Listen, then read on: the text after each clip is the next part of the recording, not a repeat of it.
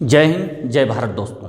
मैं पुष्पेंद्र गौड़ आप सभी का पुनः स्वागत करता हूं मेरी चैनल गणित की चौपाल पर।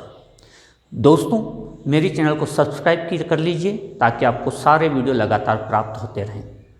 कक्षा 9वीं में जो अध्याय 1 है विज्ञान का, वो है हमारे आसपास के पदार्थ। तो दोस्तों, मेरे अध्याय की शुरुआत करने जा रहे हैं, तो आप मेरे सारे वीडियो लगातार प्राप्त होते रहें आपको, इसलिए चैनल को सब्सक्राइब जरूर करें। तो आइए दोस्तों, इसमें सबसे पहली चीज़ है पदार्थ क्या है। तो दोस्तों, हम हमारे आसपास बहुत सारी वस्तुओं को देखते हैं, जिसमें से कुछ सजीव होती है, कुछ निर्जीव होती है। पेड़ पौधे, मनुष्य, जानवर, ये सब सजीव हैं। इसके अलावा कुछ निर्जीव वस्तुओं को भी देखते हैं। पत्थर है, ईंट है, दीवार है, मकान है, लोहे से बनी हुई विभिन्न चीज़ें हैं।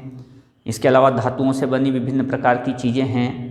तो ये सारी वस्तुएं हमें दिखाई देती हैं। हम इन सभी वस्तुओं को अगर ध्यान से देखें दोस्तों, तो इनका आयतन और आकार दोनों निश्चित है और ये कुछ जगह घेरती हैं।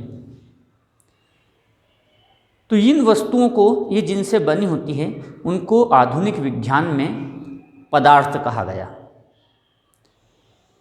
वैसे तो भारत के जो दार्शनिक हैं, उन्होंने सभी वस्तुओं को 5 मूलभूत तत्वों से बनी हुई माना था। जैसे कि कोई सी भी वस्तु हो, उन्होंने कहा कि 5 मूलभूत तत्व, पृथ्वी, अग्नि, वायु, जल और आकाश। पृथ्वी को भूमि कहा उन्होंने। तो इस प्रकार 5 मूलभूत तत्वों से मिलकर के माना। इसी प्रकार के कुछ विचार यूनान के दार्शनिकों के भी रहे, लेकिन आधुनिक विज्ञान में इन सबको पदार्थ से मिलकर के बना माना गया है। अब बात होती है कि पदार्थ क्या होता है। तो जैसे मैंने आपसे कहा था कि जितनी भी वस्तुओं को हम हमारे आसपास देख पा रहे हैं, उनका एक तो आयतन या आकार निश्चित है, या वे कुछ स्थान घेरती हैं। तो इसी आधार पर आधुनिक विज्ञान में पदार्थ को परिभाषित किया गया कि हमारे आसपास उपस्थित वे सभी वस्तुएं जिनका आयतन हो या स्थान घेरती है तथा जिनका द्रव्यमान हो, वे सब पदार्थ कहलाती हैं। अर्थात वे सभी वस्तुएं जिनका एक निश्चित द्रव्यमान हो और आयतन हो, या वे स्थान घेरती हों, तो उनको पदार्थ कहा गया। आधुनिक विज्ञान में इस आधार पर भौतिक गुण और रासायनिक गुण, इनको सामने रख करके इन पदार्थों को विभिन्न भागों में फिर बांटा गया। तो जब हम बात करते हैं केवल इसकी कि पदार्थ क्या है, तो हमारे आसपास जो कुछ भी उपस्थित है, जिसका एक निश्चित द्रव्यमान है तथा जिसका आयतन है, वे सब पदार्थ से मिलकर के बनी हुई होती हैं। बस यही पदार्थ की परिभाषा है, चाहे वे निर्जीव वस्तुएं हों, चाहे वे सजीव वस्तुएं हों। हम कुछ वस्तुओं के उदाहरण लेते हैं, जैसे कि प्रकाश, सूर्य से आने वाला प्रकाश, क्या ये पदार्थ है? तो आप पाएंगे कि सूर्य के प्रकाश में ना तो द्रव्यमान है और ना ही ये स्थान घेरता है। अब हम कैसे पता करें कि इसका कोई द्रव्यमान है या स्थान नहीं घेरता, हम कैसे पता कर पाएंगे? तो प्रकाश चाहे सूर्य का हो या टार्च का हो, आप एक बेलून लें, उस बेलून में टार्च की रोशनी को डालें और उसके आयतन का अध्ययन करें कि आयतन में परिवर्तन होता है। अगर आयतन में परिवर्तन हो जाता है प्रकाश डालने से, तो इसका मतलब प्रकाश स्थान घेरता है। इसी प्रकार अगर हमें प्रकाश का द्रव्यमान पता करना हो, तो हम एक वेट बॉक्स लें या वजन तोलने की मशीन लें, उसको पहले हम अंधेरे में रख करके देखें कितना वजन दिखा रही है, फिर उसके ऊपर तेज रोशनी डालें, क्या वो कुछ वजन बता रही है? अगर अंतर आता तो हम कह देते हैं कि प्रकाश में द्रव्यमान है। ऐसी कई घटनाएं हैं जिनको हम पदार्थ नहीं मानेंगे, जैसे कि मुस्कुराना, हंसना, रोना, है ना, प्यार, घृणा, इनका ना तो द्रव्यमान होता है ना ही आयतन होता है, इसलिए हम इनको पदार्थ से बना हुआ नहीं मान सकते।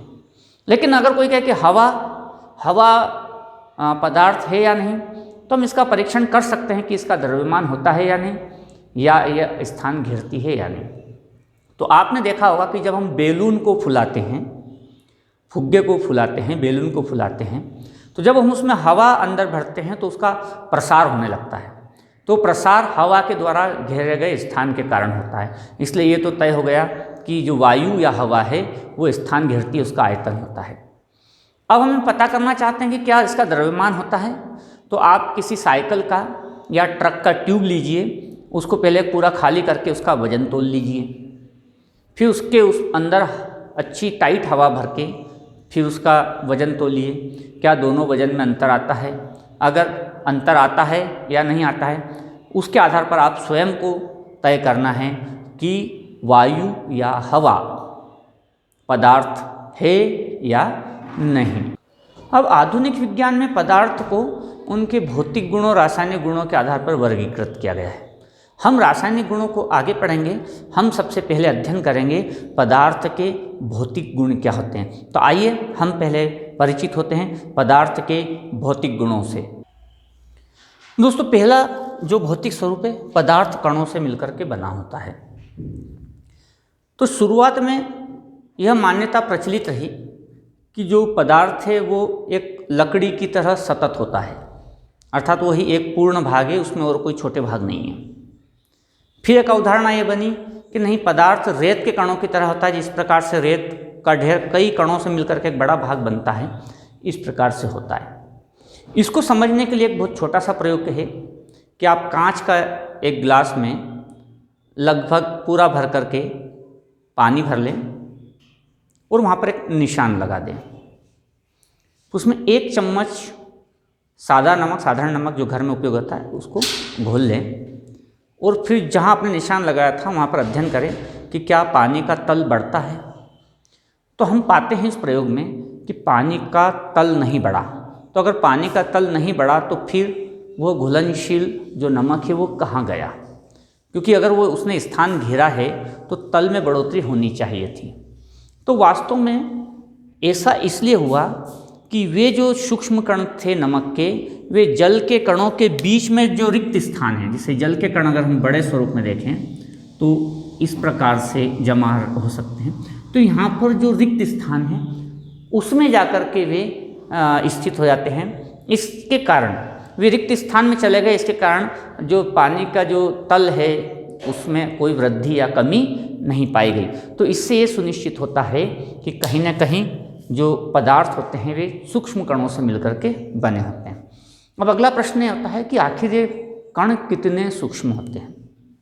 तो साधारण भाषा में कहा जाए कि ये कण इतने सूक्ष्म होते हैं जो हमारी कल्पना से भी छोटे होते हैं। हम जितनी कल्पना करते हैं उससे भी छोटे होते हैं।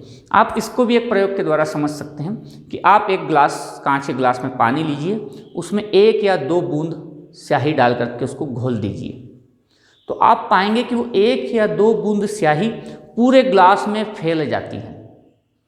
उसके बाद आप क्या कीजिए कि 1 चम्मच उस विलयन में से स्याही को एक कांच के गिलास में डालिए, उसमें फिर उतना पानी डालेंगे तो आप पाएंगे कि उसमें भी वो स्याही पूरे उसमें फैल जाएगी। थोड़ा सा ये रहेगा कि कलर उसका थोड़ा सा कम हो जाएगा, लेकिन उसका फैलना तो हमें प्रतीत होगा। तो आप अंदाजा लगा लीजिए कि वे कितने छोटे कण होंगे कि जो अभी भी पूरे ग्लास में फैल गए हैं। इसलिए इस आधार पर हम कह सकते हैं कि जो कण होते हैं पदार्थ के, वे अत्यंत सूक्ष्म और छोटे होते हैं। हम कल्पना भी नहीं कर सकते, उससे भी छोटे होते हैं। अब यहाँ पर हम देखते हैं दोस्तों पदार्थ के कणों के अभिलाक्षणिक गुण। तो पदार्थ के कणों के 3 अभिलाक्षणिक गुण होते हैं, जिसमें सबसे पहला गुण है पदार्थ के कणों के बीच रिक्त स्थान होता है। तो बहुत आसानी से आप विभिन्न प्रयोगों के द्वारा इसको समझ सकते हैं कि पदार्थ के कणों के बीच में रिक्त स्थान होता है। इसके लिए अभी मैंने बताया कि आप एक कांच के ग्लास में पानी भर करके निशान लगा दीजिए इसके तल पर। अब इसमें 1 चम्मच के लगभग साधारण नमक डाल करके घोल दीजिए और फिर आप देखेंगे कि नमक घुलने के पश्चात भी इसके तल में कोई वृद्धि नहीं हुई।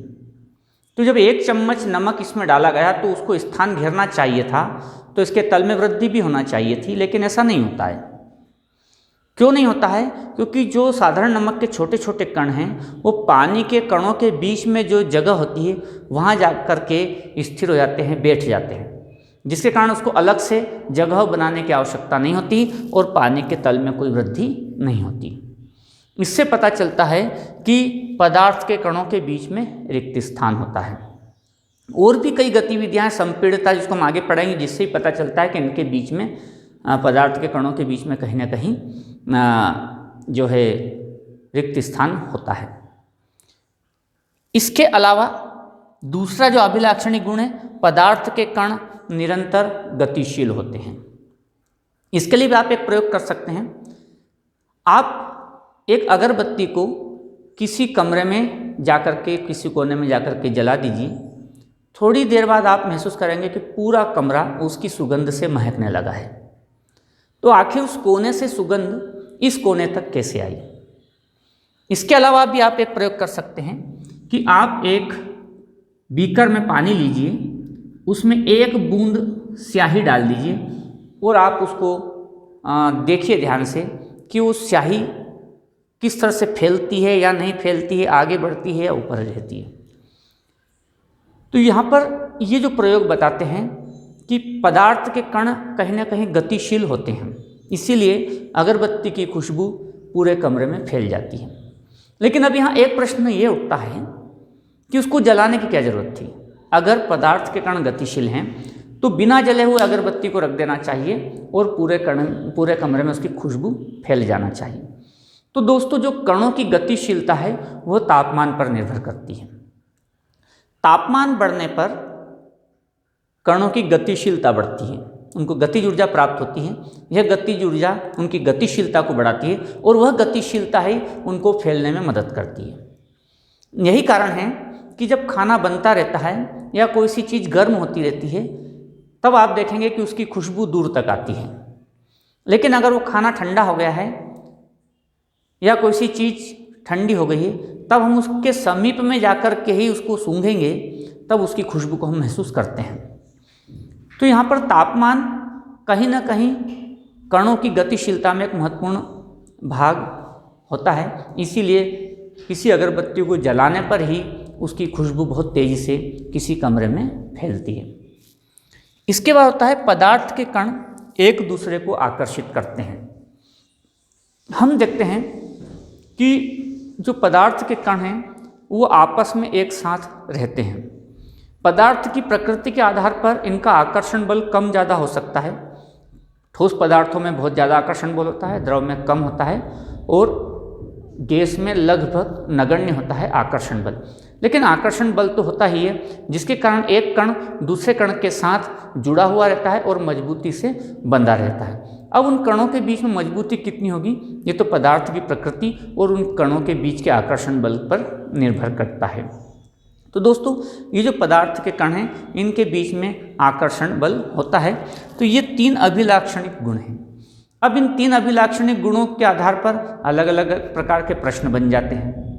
कई बार प्रश्न बन जाता है कि अगरबत्ती को नहीं जलाने पर उसकी खुशबू पास में ही आती है लेकिन दूर से नहीं आती, या ये प्रश्न बन जाता है कि ठंडे खाने की खुशबू कमरे में नहीं फैलती लेकिन जब खाना गर्म होता रहता है तब उसकी खुशबू दूर तक आती है। तो इस प्रकार के अभिलाक्षणिक गुणों के आधार पर कुछ प्रश्न इसमें बन जाते हैं। तो दोस्तों, आज हमने पढ़ा पदार्थ क्या है, उसके भौतिक गुण क्या है और उसके अभिलाक्षणिक गुण क्या है, और इसके आधार पर कुछ प्रश्नों को भी पढ़ा। तो आप इन चीज़ों को अच्छी समझिए, प्रश्न बहुत प्रकार से बन जाते हैं। आगे की और विषय वस्तु के साथ मैं पुनः उपस्थित रहूँगा। तब तक के लिए जय हिंद, जय भारत।